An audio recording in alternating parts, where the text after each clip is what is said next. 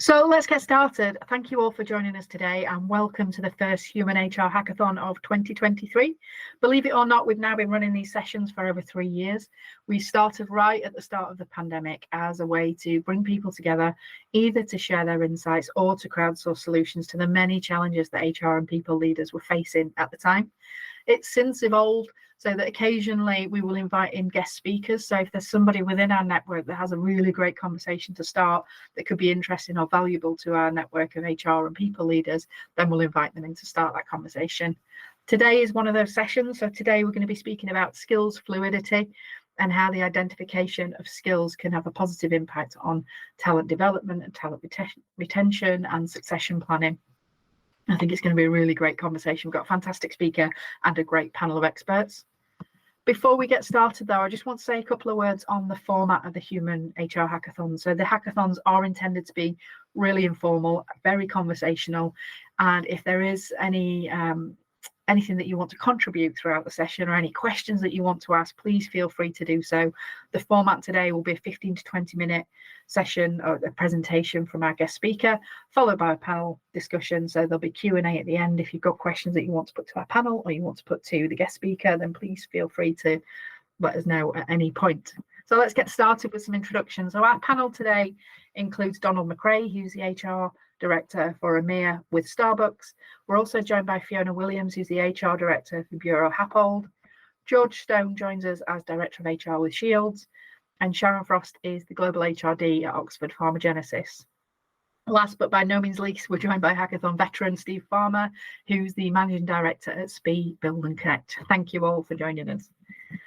So our speaker today, as I mentioned, is going to be talking to us about skills fluidity, skills identification, and our speaker is Dr. Jared Skey. Jared is the Chief Growth Officer with Cognisess, and Cognisess are evolving how the world hires and develops people. We've got some really interesting technology that I'm sure Jared will share with you towards the end of the session. But without further ado, Jared, thank you for joining us. Thank you for presenting, and I'll hand over to you for you to share your slides. I don't know what the rules are for engagement and this kind of thing, Amy, but as far as I'm concerned, if you want to stop me at any point, just interrupt and ask questions as we go, right? I'm easy to do it however works for everybody, or we can save questions till the end. But yeah, I'm unable to see everybody's faces while I'm talking, so you will just have to be brutally rude and interrupt me, but that's all good. Okay, brilliant. Thanks, Jared. Okay, super. So I'm going to start with a quote from one of my clients. So this is Hayes Recruitment, who I'm sure you're all aware of, right? And I've been talking to them for about 6 months, and I had a conversation with Steve Weston, who is right at the top of the house in Hayes. And what you can see here is a direct quote from him. And I think we all collectively need to pay a lot of attention to this position that he's putting out there, right?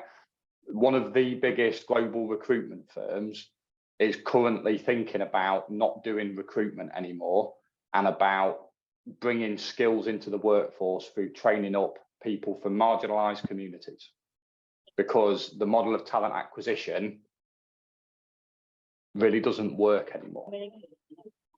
So the reason that Hayes and many of the other companies I speak to are rethinking these talent strategies is, as far as I can see right now, talent management is in the throes of a paradigm shift. And to kind of bring that to life for you in the hiring space, there's lots of reasons, right? But just to kind of touch on a couple of points, back in 2022, UK unemployment rate reduced about 3.7%, so essentially full employment, which is effectively a labour shortage, right? And as tech is changing the world of work, we need new skills, and they're hard to find, right? So basically, we have a low supply of the talent we need. I love an analogy, and a bucket's a great one here, right? What we're saying is that the tap that's been filling the bucket is not flowing anymore, right? It's become a weak drip. And if we extend the analogy even further, right, it's not only that the flow from the tap has dried up, the bucket's full of holes as well, right? So we're losing people from organisations faster than we can replace them, right? And Steve, I can see you nodding, so I'm pleased that that's not me blowing smoke or anything, right? And that's resonating, because it's a real challenge, right? And I think that idea of talent acquisition as being the way to solve the problem it is clearly not the only show in town anymore, right? So the reason behind this fundamental problem, in my view, is that we're looking at our people and the work they do in the wrong way. So most of the current talent models are based on an outdated history of work, not what's actually happening today. So I'm just going to unpack that very quickly. Was that a question or just background? Sorry. I think that was just background. Just background, no worries. Okay. So about 40 years ago, right, individuals had a more or less one-to-one relationship with a job. So you got hired into a business and you did that role, right? One person, one job.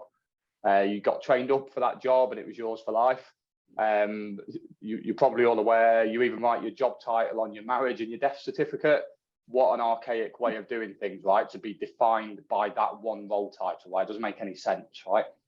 And so when we look at existing talent models, most of them are based loosely on some form of the following, right? So the sales manager or whatever it is leaves, you put out an advert for a new sales manager, you hire a sales manager from somewhere else, or you give an internal sales assistant with a relevant experience a chance and a promotion, right? It's inward or upward, but all within the same discipline and the same job family. And this used to work well, but the world is changing, right? And a new way of doing things is emerging. And I think this is at the core of what Steve at Hayes was talking about. So instead of trying to confine people to a particular role, actually look at their skills, really look at their skills, right? And match people to tasks based on those skills. Now, the skills-focused approach allows individuals to move freely between different roles and opens up loads of opportunities for growth, both personally and for the organisation. And particularly for the organisation, it provides a way of optimising the workforce to meet the demands of how the skills landscape is changing, right? In a massive period of flux at the moment. And if we don't get into skills properly, we're never going to be able to keep up with those changes. So there's lots of benefits to going skills first. And in the hiring space, a recent Deloitte study, I don't know if anybody's read this, they published a paper on it. They found that a skills-based approach meant you are 107% or maybe twice as likely to place the right talent in the right place. You're more likely to bring in the actual skills you need, and you also increase the talent pool that's available. So just to bring that to life, give you a couple of examples. If we think about trying to hire perhaps a customer services representative, right? If all you ever do is go and try and find customer services representatives, that's all you're ever going to hire. What about that supermarket cashier who's just recently lost their job to the self-checkout? They've got 70, 80% of the same skill set. And actually the other 20% of it is trainable on the job. If you open up that as a talent pool, you double what you can get hold of, right? And it's just an example by way, right? One of our clients, IHG, Intercontinental Hotels Group, is looking to marginalised communities to create new talent pools from. So they intentionally hire ex-military folk, right? Because they've got the right leadership, strategic planning and project management skills that IHG needs in their business. They don't have any direct experience of hospitality, but it doesn't matter, right? Because the skill set that's needed, they've got in buckets and they can learn the corporate knowledge, right? That's easy to do. So just different ways of increasing the talent pool there. So I'm sure you see this everywhere, right? Everyone is talking about skills. It's the obvious answer. I have a horrible feeling I'm not telling you things you don't already know, right? And we've been talking about this for years, right? About how we need to put skills at the center of everything we do. But there's clearly a problem, right? Because despite all of you and your peers knowing that getting to a skills-based model is the answer, very few people are doing it. And what I've seen from the articles I've read, everyone's waxing lyrical about skills-based HR, but the majority of articles out there are actually failing to provide a solution on how to do it. It's all very well recognizing that we need to do it, but if there's no practical steps for how to do it, then it becomes an academic exercise, right? And it just becomes a talking shop. And I think the reason why there's none of this practical advice is because until very recently, it hasn't been possible. So I'm going to talk briefly about creating scalable skills-based HR. And so let me start off by explaining why until very recently, skills-based HR just hasn't happened. So fundamentally, you need to be able to do skills auditing and skills matching. And it's not a simple task. It's easy to do on the very small scale, but to do it at the enterprise level, without technology, it's essentially impossible, right? So just to build on that further as well, when we talk about skills, there's no unified language around skills, right? The way you describe a skill and the way I describe a skill are never going to be identical, right? So we can never ever hope to create universal definitions for skills. And technically speaking, the number of skills that exist is infinite, so we'll never solve the problem. Now, it's easy to assess skill if you're a talented interviewer. So you have two options, right? You either get tech to work for you, or you hire a small army of interviewers to go and understand what skills people have got. One of the things that's obviously not a viable option, right? A small army, but even leaving that to one side, realistically, how many of your hiring managers are well enough trained to spot the right skill set at interview? You know, I come across this all the time. Hiring managers don't know how to conduct interviews. They don't know the characteristics that they're looking for. They might be able to name the skills, but understanding whether a person has got those skills or the right behaviors, unless you're trained on how to do it, you can't magic it out of thin air, right? It's a real problem. So you have to rely on technology. So just refocusing on the technology for a moment. People have tried to do this in the past. So think about ATSs with keyword matching for CVs, right? That's a very crude attempt to do skills-based auditing and skills-based matching, but I won't insult your intelligence, right? There's a whole host of problems with operating in that way. Now, things have moved on just slightly, and this is the bit where I have to genuinely declare an interest, right? The technology that Cognisess provides is one of a number of solutions that exist in the marketplace that will enable you to do skills auditing and skills matching at scale. You've probably never heard of us. You've probably heard of Gloat, and you've probably heard of Eightfold. We're all doing similar things, right? Different answers to the same problem, but they all get you to the same sort of space, right? What's interesting about all of these technologies is they're predominantly AI driven. And not only are they taking into account the nuance of languages, but they also look at how to rate skills with regard to kind of importance, rate an individual on how frequently or recently they've used that skill. Our kit is based on a large language model, and I promise you it's pre-chat GPT. I know that's everywhere at the moment, and it's definitely got its uses, but our large language model was built prior to that coming out, so we're kind of not piggybacking on the chat GPT stuff. But there's been a real explosion in the tech recently. A number of companies are offering it. And so my view is over the next 3 to 5 years, we're going to really see this technology take off, and the number of use cases where it can be deployed are going to balloon massively. But it really is just the beginning. It really is. We're right at the start of this technology being widely deployable. So it brings me to this point. So skills mapping is great, right? Being able to map skills leads to huge advancements in the way we view our people. There's more we must understand to put this data to work effectively. And so when we're talking about real people, we're not just talking about a list of skills. There are other things we have to add to the equation to do this properly. So to properly understand our people and know how best to deploy them across the organization. So there's 3 constructs that I think we should care about when it comes to understanding our people. So the skills portfolio, that's everything that you can do today. When I talk about skills potential, what I'm really talking about here is an individual's ability to acquire lots of complex skills quickly. Now, we know that the biggest marker for that is general mental ability, cognitive ability, intelligence. It gets called lots of things, right? It's the biggest predictor of success in role, and it's only that because it's a marker of how well people acquire those skills and move up in the business. So then the third component is skills dynamics. And what we're talking about here is how you put your skill set into use. It's all about behavior and preferences. And so when you bring together these three core components of skill, the portfolio, the potential, and the dynamics, you have that kind of canonical data set on the individual for what they can do today, what they might be able to do in the future, and how they will operate in the business. This data set is at the core of skills fluidity. So when you put it all together, you start to be able to create something quite exciting. And we've called that thing skills fluidity, and I'm sure other people are putting other marketing labels on it to make it all sound nice and shiny and fancy. But at its core, what we're trying to enable is for people to flow between different tasks as and when the company needs their skills.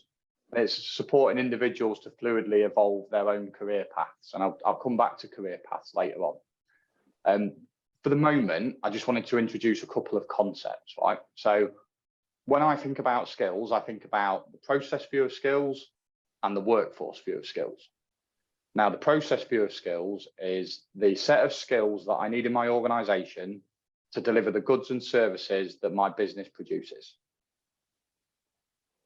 The workforce view of skills is the view of my business across all of my people. What skills have I got in my organization? Now, with those two data sets, you can do some really powerful matching to understand which jobs are similar, which people are similar, which people are well suited to which jobs, and what the gaps are. And you can really begin to do some quite interesting planning on the back of that data set. Now, I'm sure it's not too much of a stretch to ask that you can recognize that having all of that data sounds good in theory. But if I'm one of your employees, generating that data set sounds an awful lot like a HR problem and not a me problem. Like, why am I going to sit down and give you all of that information? What's in it for me? Why should I engage? And this, I think, is at the crux of why this sort of initiative has never been possible in the past, right? Because it's never been thought about to that level. And so I'm going to come on to that and spend a little bit of time talking about what's in it for me as an employee. Okay.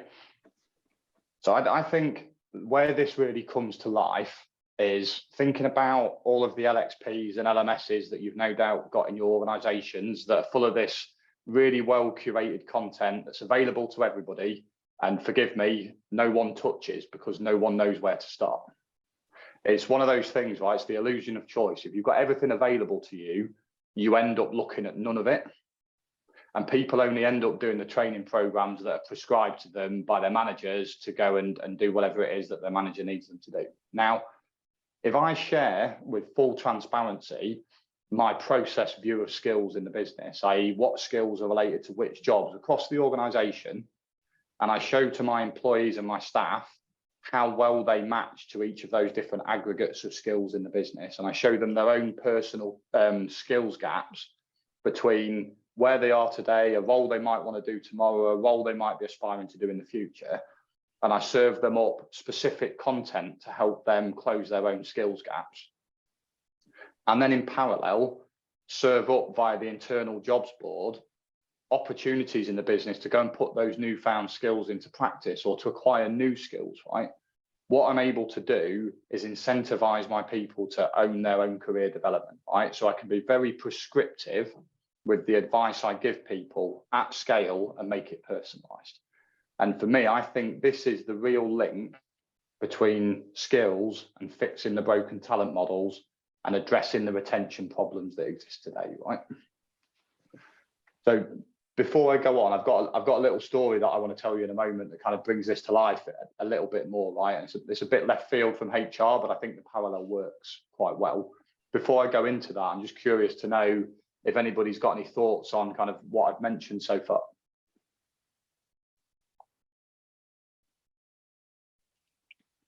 Well, just only that, yeah, it completely resonates. And, you know, I think a lot of companies lack the technology and the AI to do this. And I know embarrassingly, we've sat down on a number of occasions with spreadsheets. It's not unusual, right? Yeah, I know, right? To try and because what happens is, you made the perfect point, Jared, that what happens is that some leader somewhere says, we need to understand the skills in our business, and then it's HR's job to then build a spreadsheet that then has all this content, and then no one ever really knows what to do with it. So you know, it's what you're describing sounds like the perfect solution to then pull it all together to make it work for the organization and the individual in a very automated way. Yeah, I like it. Sure. Smashing. And I think it's about, so the technology is only the first part of it as well. I think there's real culture change that's needed with it, because these sorts of things can end up being a one and done, and they're really not. It's about maintaining this data set, right? If you take the hard yards are creating it in the first place. If you then maintain it as people update their skills profiles through training, or when you hire them into the business, you keep that data set current. And I think if you don't embody that into the business and make that happen as well, then you might as well not take the first step on the journey, right? So there's some real culture change needed along with the technology, right? Yeah. It's that career autonomy, isn't it? It's a paradigm shift that needs to take place for people to take control of that. Because from a developmental point of view and a retention point of view, if you're the organisation that's doing this, you're going to stand out from other organisations where people maybe don't feel as in control of their career path or their opportunities. I agree, right? And maybe not everybody will engage with it, right? Because you're never going to get 100% take up. Yeah. But actually, the people who are interested in their own personal development and for whom that matters, I think this has got to be at the core of helping them to develop themselves and keep them in the business, right? Just in terms of, and I know this is kind of like a technological leap, but as an individual in an organization where all of this data is present, you'd be able to identify gaps, wouldn't you? You know, from making yourself indispensable, you'd be able to say, well, there's only one other person in this whole organization that can speak French or German or something like that, and then go out and deliberately go and attain those skills to make yourself more indispensable. Absolutely, right. And I think that's at the core of it. If I can train myself up to be more valuable, then I'll get paid more ultimately, and there'll be more opportunities for me, and I'll get to do more of the stuff that I want to do, rather than having roles, tasks, projects mandated to me, which I might have little interest in, right? And I suppose that's where the fluidity thing comes in, isn't it? Because if I've been set on as an accountant, but I can speak German, if there's an internal marketplace for somebody that, you know, we've got a German contract that needs to be reviewed, but I'm an accountant kind of thing, it's a case of, well, that's outside of the lines of my current job description. Indeed, and it would never end up on your desk either, right? Because why would you go to accountants to negotiate this supplier contract or whatever, right? Yeah. But I think that's absolutely it, right? And so it's a nice segue, right? So let me tell you this story about pathways, right? Because I think it brings that quite nicely to life, right? So forgive me, I'm not the best storyteller. It's one of the things I'm learning. It's a skill I'm developing. I prefer facts and figures and objective truths, right? So I'm kind of experimenting a little bit here. So hopefully it works well, right? So one of the things that I think generating this this data set does is gives businesses adaptability. So there's a lot of uncertainty in the markets at the moment, and that's not just around talent, right? Businesses need to be able to quickly adapt to opportunities and threats, and knowing the distribution of skills in the business means you can be adaptive at the organizational level. You can quickly respond and be dynamic as things change. And by understanding the distribution of skills in your business, you can easily enable the flow of people to problems. And Steve, that's exactly what you were just talking about, right, with that example. We've got this thing that we need to solve for. How are we going to do that given the resources we've got internally?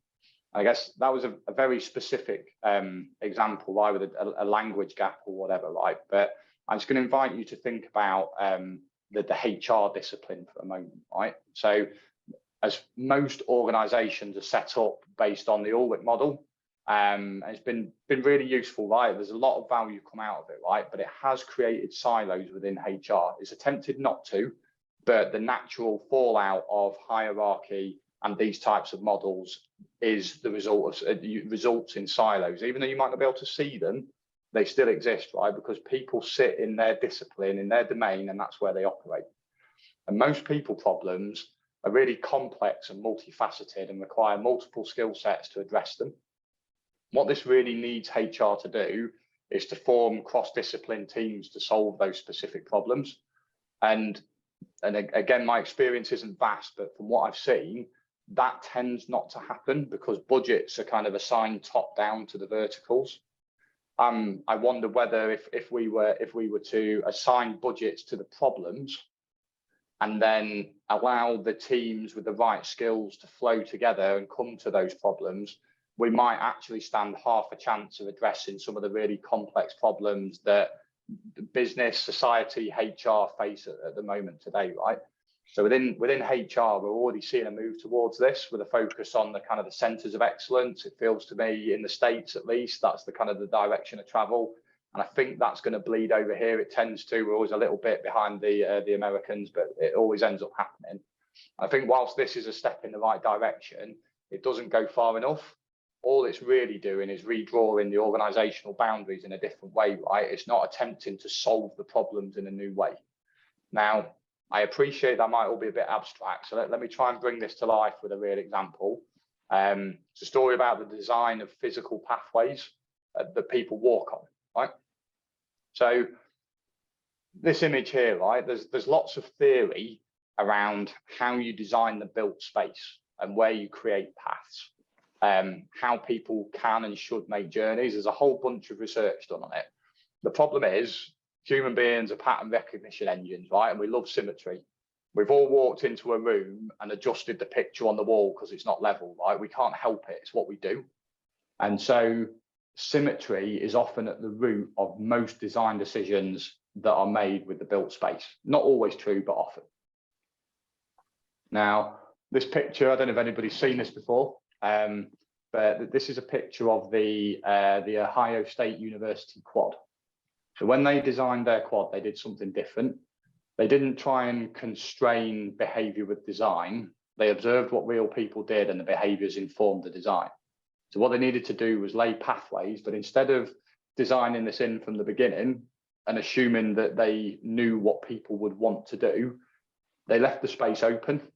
They left it free and wild for 2 years and watched what people did. And this is the picture at the top, right? And then having looked at the trodden paths that were created, they laid the pathways and they judged the width of the pathways based on the amount of tread, and then they followed where people had been. Now, so they'd reacted by designing the paths around the natural patterns that had been created. What they ended up with was something quite organic and emergent from the behavior of the people, and it could never have been predicted. So whilst the pattern seems relatively simple on paper, no one could ever have predicted that this would be the ideal set of pathways for people to navigate the quad, right? It's the benefit of hindsight. Things always look simpler than they are in reality, right, when it comes to trying to predict things. So what they've done is reflected real life. They'd reflected the paths that people actually wanted to take, and they'd made journeys more efficient, and they'd enabled journeys for real people. So real life is messy and complex. There's no getting away from that, and I think as time goes on, that's only becoming more so.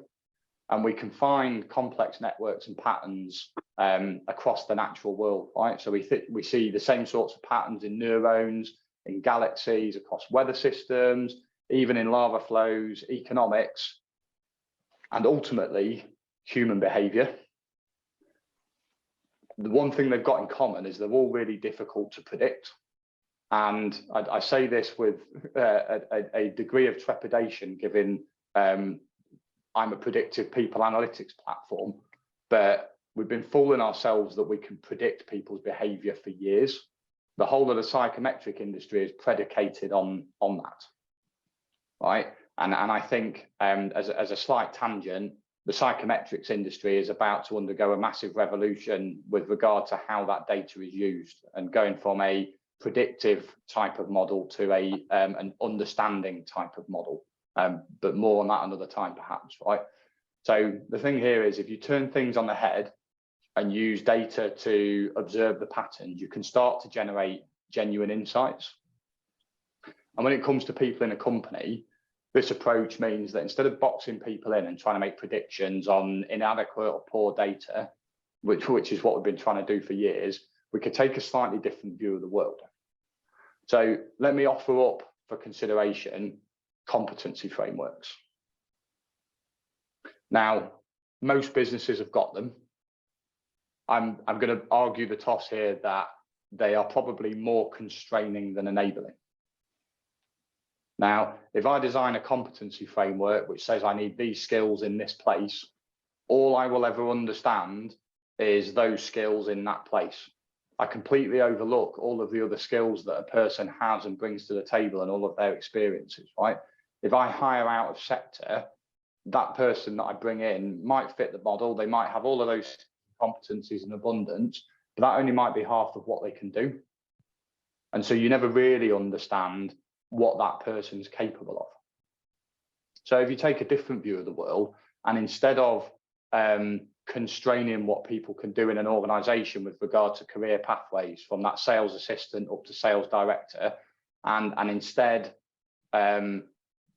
obtain this data on people and then observe what they do, then you might be in a better position to, instead of constraining people and how they move around in your business, enable them to freely move around, see the patterns that are created, and react accordingly to that data. Very much the same as the Ohio State quad planners did. That's everything I had to say. I hope that's been reasonably thought-provoking and perhaps opened up a different way of thinking about people and how we might support them with their own kind of personal objectives and how that all plays into our organizations. But Amy, thank you for the invite, and I appreciate you all listening to what I've had to say. Thank you for joining us. You know I love all this stuff. I could talk about this stuff all day. Jared, can you just take your slides down so we can see everybody? Because I think we've got, absolutely. I don't know if we've got a full complement, but I think we've got a few more people who joined us. Now, Donald, I saw you joined us, and George has joined us. Hello. Yes, hello. Hello, good to see you. Yes, fantastic. So welcome everybody. So before we move on, does anyone have any questions for Jared on the topic, or anyone have any comments or observations on the presentation? Well, it's Donald here. I've got, like you, Amy, it's fascinating. So a lot of food for thought. So I probably got about 30 questions, but I'll try and keep this kind of focused. Firstly, thanks for being vulnerable on your storytelling. I thought you did a great job. All right. Sure, appreciate that, Donald. Thank you. Willingness to experiment and try stuff. That's what it's all about, and it's getting the experience, isn't it? A couple of things resonated for me from an individual perspective. I think I always try to talk about people's value. So using the word value and building a portfolio of experiences. And maybe this is politically incorrect to say, but I'm not a big fan of job descriptions. Sure. And career, and even the career word, even as a baby boomer myself, I think the career word, is so outdated, it just triggers me.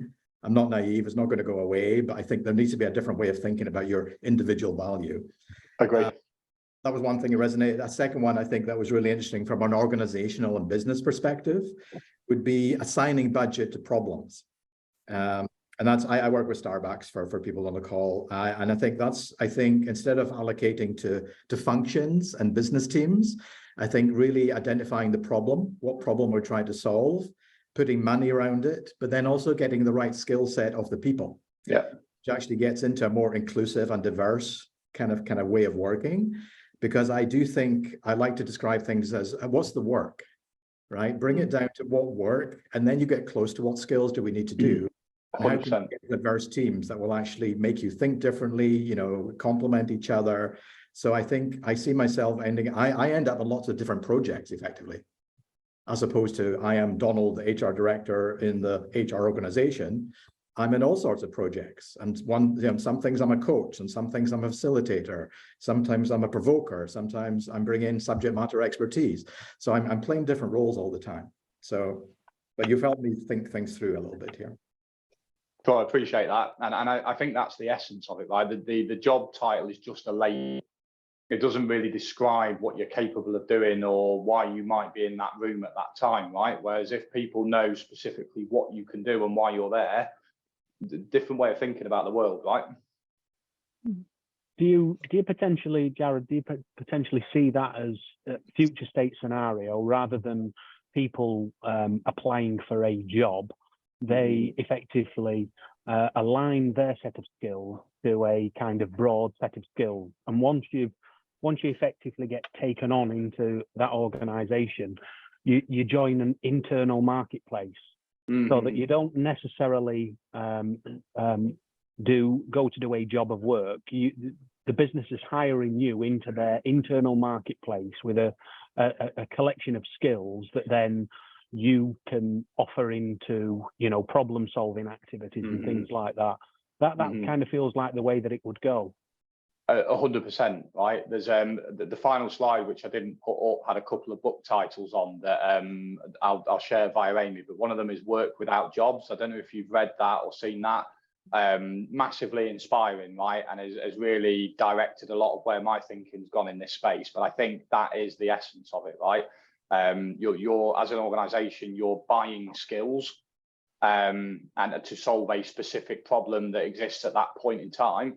And if those skills continue to be valuable, or that person reskills, upskills, then they stay in the organization and solve more problems. I think that's an interesting way of thinking about it. Yeah. And so you've got, I'm sorry to hog the discussion, everybody. I'll keep this quick. It kind of feels like you'd create an internal marketplace, and there would be a kind of value attributed to those skills. And as new technology comes in and takes over some of those skill requirements, as an individual, you would be saying, right, what's the value that I can add? What are the skill shortages currently within my own organization? So my personal development plan is going to try and keep in front of, you know, or try and get my skill set to match to the 10 most valuable skills required within my organization. Yeah, 100%. And I think the task automation thing is a really interesting one, right? When you read about it in the mainstream media, is people's jobs are being lost to technology, but it really isn't, right? It's increments of people's jobs that are being lost. And if you're now only 80% productive because 20% of your role's gone somewhere else, do I need to start worrying about that? Actually, can I do 100% of the same job, but just do fewer tasks? Or do I need to reskill because I'm headed for the door if I don't, right? So it really, I think it will force people to focus on the value that they add and the skills that they've got and how they develop themselves, be it for their current organization or recognizing that, oh, I'm done here and that's fine, right? And I'm going to go somewhere else now. I think, it's the right level of granularity to be thinking about it, right? Yeah. And it's fascinating, I think, because what you find is that then by creating these silos and not thinking in this way, the amount of, even in our organization, the amount of waste of people doing the same tasks, doing the same things, but in a different way, and the business processes that are just created for the sake of creating them. And also, even throughout my career, people quite often will say to me, stick to your swim lane, and they're forcing you to kind of go define yourself by a job description. It's so demotivating, isn't it? Well, it's classic command and control, isn't it? Isn't right? it? If you step outside of your swim lane, you might have ideas above your station. Imagine that. For you, I'm afraid. Yeah, exactly. Imagine that. I think it's only if you step outside of your lane that you ever. Exactly. That's the essence of cross-disciplinary problem solving, right? I think you have to do it. But it's culture change and it's fear, I think, as well. And I think that's the huge piece that you mentioned. The culture change piece is massive, isn't it? Yeah.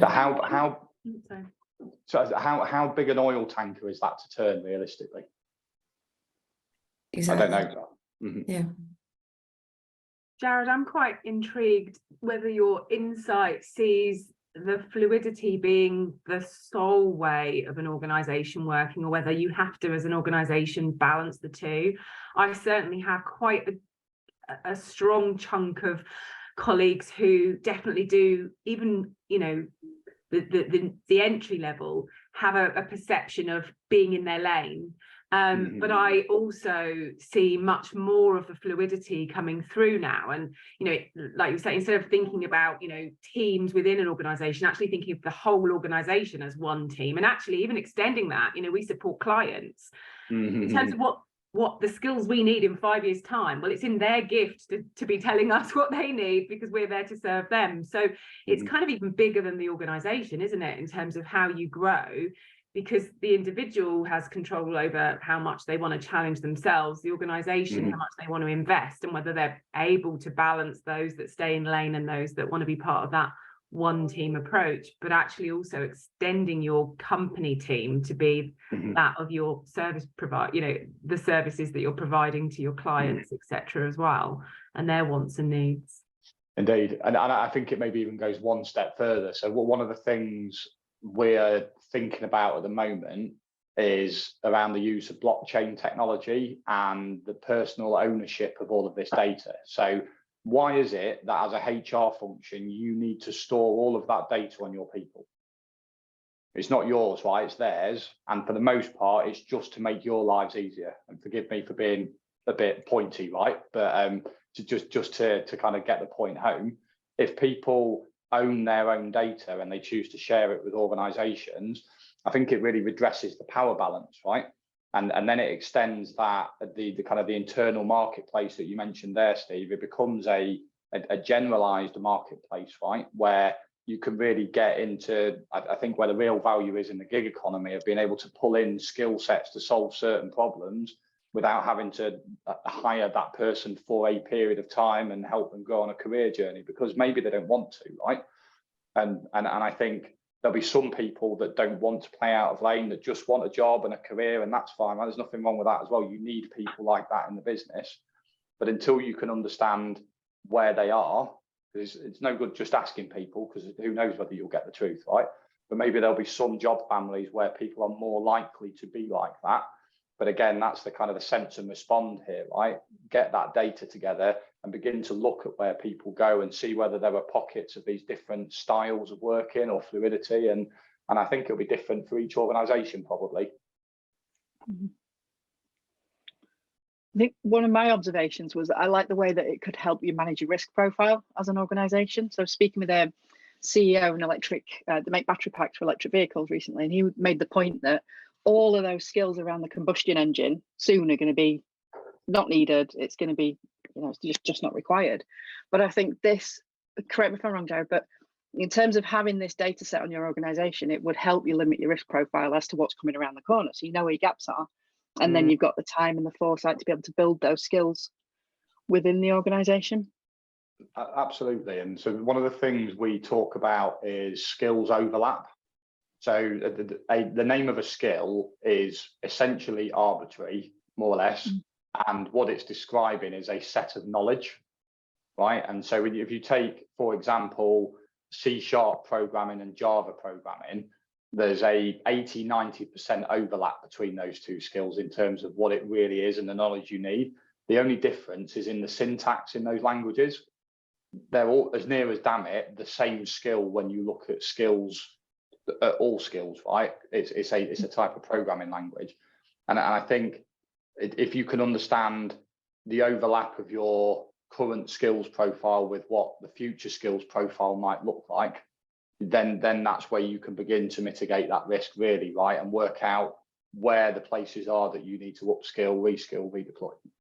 I think sometimes when you talk about those types of skills, I think we lose the element of what is actually building those skills. Writing JavaScript, for example, I don't know how to do that. I've got absolutely no idea how to do that.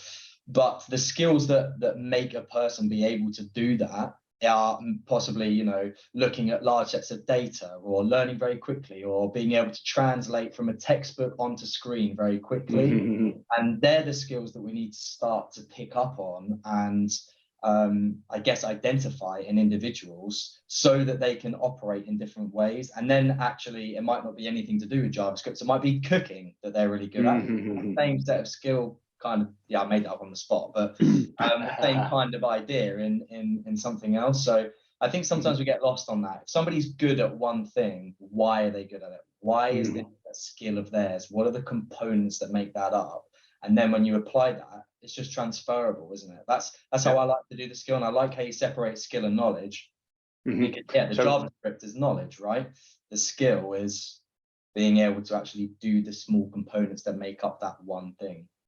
Absolutely. So we talk about skills hierarchy as well, and recognizing that JavaScript and C# are both programming skills, and you can infer in that direction, but you can't infer from programming skills that somebody knows how to do Java and or C#, right? So there's kind of a unidirectional relationship through the hierarchy, and understanding the level of granularity that you need for each skill to then understand the transferability of that person's skill set into another organization.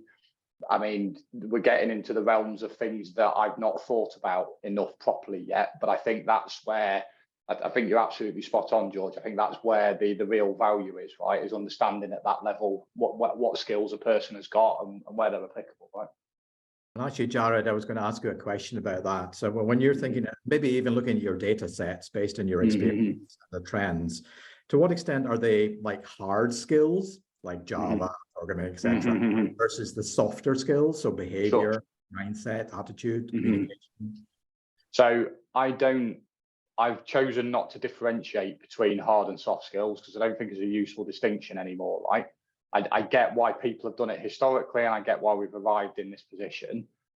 As soon as you make that differentiation outside of HR, you would into people that only care about the hard skills or the technical skills, and it ends up being only HR who care about the soft skills, and then it further enhances that kind of disparity between the value, right? So I try to just talk about skills because they're all important, and forgive me, Donald, for throwing it back at you, right? But that's why the behavioural and the personality preferences and the cognitive ability are those other two components of the overall view of skills, right? Because you have to know that stuff as well as the more technical or hard skills as well, right? No, absolutely. And I say, you know, in my own experience and multiple companies now, I think the difference between success and failure has often been on the softer skills. Right? You're right. You know, it's immediately linked to, well, that's pro HR stuff, that's HR stuff kind of thing. But I do think, you know, where things have gone badly or very well, it's the difference has been behavior. Right? 100%, right? And the behavior is where if you don't look at how people behave, you only understand them theoretically. The behavior is where those skills get put into practice, right? And how, yes, yeah, and exactly right. Yeah, and I think for me, a lot of my work is around confidence.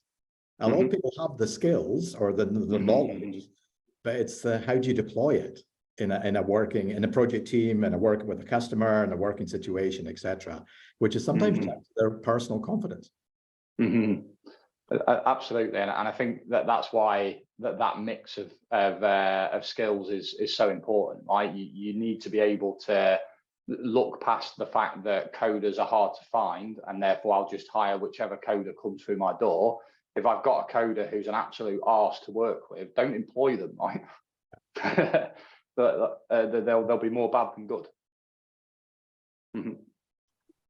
Just in terms of just thinking about like young people coming into the workplace, you know, there's a couple of things that's going through my mind in terms of how we educate people, because we don't educate people to learn in respect of skills. So going forward, we need to continually learn based upon people's aptitudes. So you get young people coming out of school and they're looking for careers, you know, what career. I think just picking up on something that George said there, if somebody's got an innate ability that likes the kind of logical, mathematical problem solving, that might be more predisposed to learn Java and computer programming languages, you know, maybe we could effectively reverse engineer some of these things to say, right, school leavers, do almost like an aptitude test, and it would say that you would be really predisposed to being able to pick up these skills quickly from the information that we've gathered,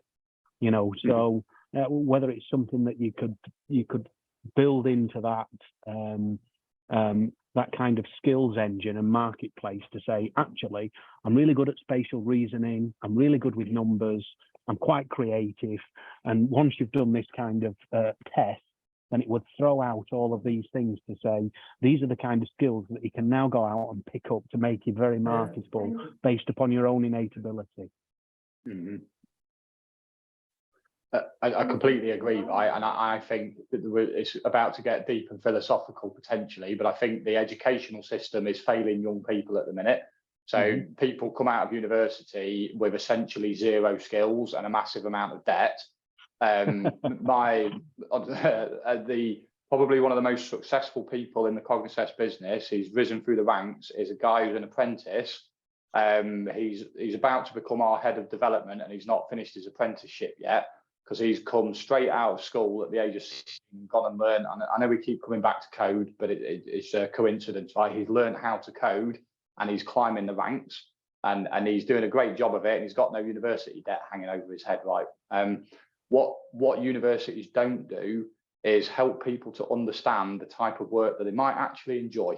Yeah. Right. Yeah. And it's a crying shame. So there's studies around the prevalence of anxiety and depression in 40-year-olds, and the relationship to the bad career choices at the age of 20. Who'd have thought it, doing a job you hate for 20 years makes you miserable, right? And you know, we've got the data and the tools now to help people understand that about themselves. Yeah, you're absolutely right, because their parents tell them that they ought to become a lawyer or a doctor. Yeah. So they go to law school or medical school, and then they've got £100,000 worth of debt. Yeah. And then the only way that they can service that debt is by being employed as a lawyer or a doctor, and it's through nothing fundamentally more than what has been ingrained into them by their parents, or perceptually from the rest of the family point of view. So it's about, there's a lot of people that come out of university, and within 3, 4, 5 years, they actually leave the profession that they've studied 4 years for, which is just nuts, isn't it? Absolute nuts. I couldn't agree more. One of the things we've done with our technology is turn it to the public for free to use. We've got another platform called Yonder, which anybody can go into and play all of our games and assessments and understand the kind of careers that they might be well aligned to. We genuinely believe that it's something that all school leavers, all university leavers should have access to make sure they go into the right careers, right? Things that are going to find fulfilling and enjoying. So if you're working with young people, point them at that, right? It might be a really useful resource for them. There's no charge, it's genuine free of charge for life. We'll put the link on when we send the recording out. We'll add the link to that. I think Donald had just got a comment before we wrap up.